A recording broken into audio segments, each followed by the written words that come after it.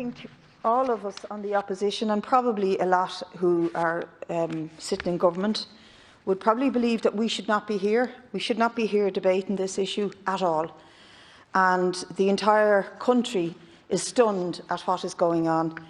I think that probably Minister Roderick O'Gorman himself doesn't believe that this is the correct thing to do, but he's prisoner of senior civil servants and a system that insists on continuing what it started out doing when the state was founded, and that is to bury its systemic failures to the citizens of this country, to women in particular, to children in particular, and indeed to bury the systemic failures of all of the institutions that were built around a state that wanted to ditch the poor and ditch women and oppress women to the degree that we have the legacy that was mentioned there, that 1 in 100 people in this country have had some experience of the institutionalisation, the brutal institutionalisation that took place. Now, I'm interested in this stuff about process because I think it was Deputy Connolly and Deputy Pringle mentioned it.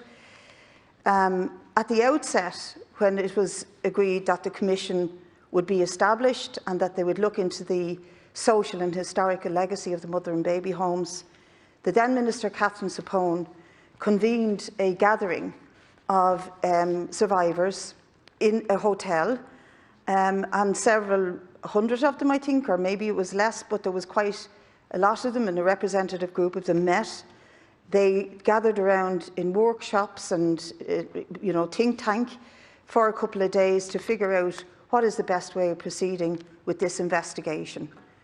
A friend of mine was one of them. She gave birth in Bessborough in 1981, and she will give testimony that there was widespread, if not unanimous, agreement on a number of things.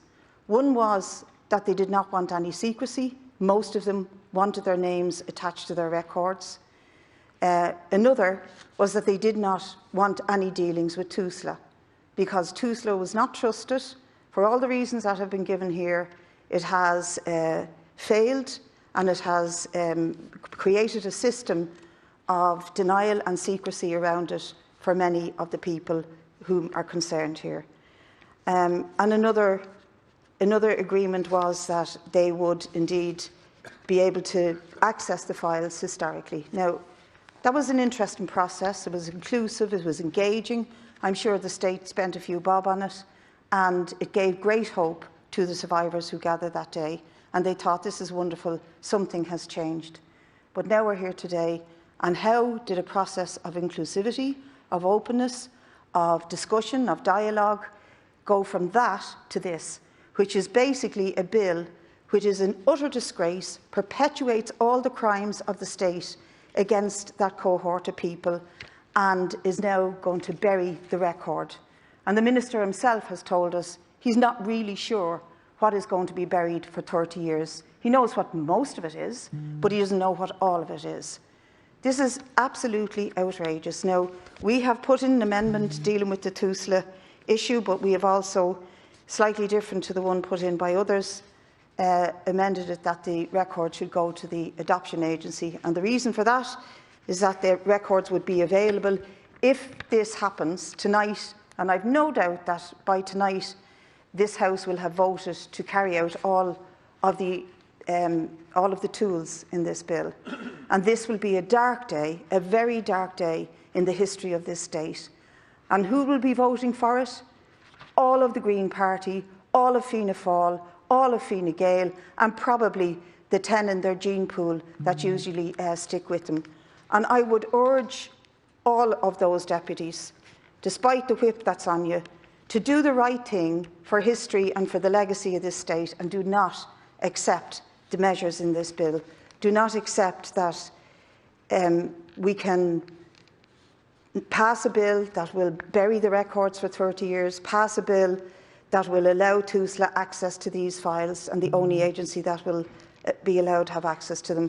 Minister, I urge you to read an article published in the Journal today by Maeve O'Rourke. It's very comprehensive. It deals with all the legal issues that Deputy Connolly raised. It deals with them in detail, and if you haven't read it, you should do. Again, I would state, I don't believe that you, as an individual, have an issue with this, but that you're doing the bidding of the departments and the apparatus that surrounds you. I hope I'm right. If I'm wrong, you might correct me, and if I'm right, you probably won't say anything. But it's absolutely shameful what's happening.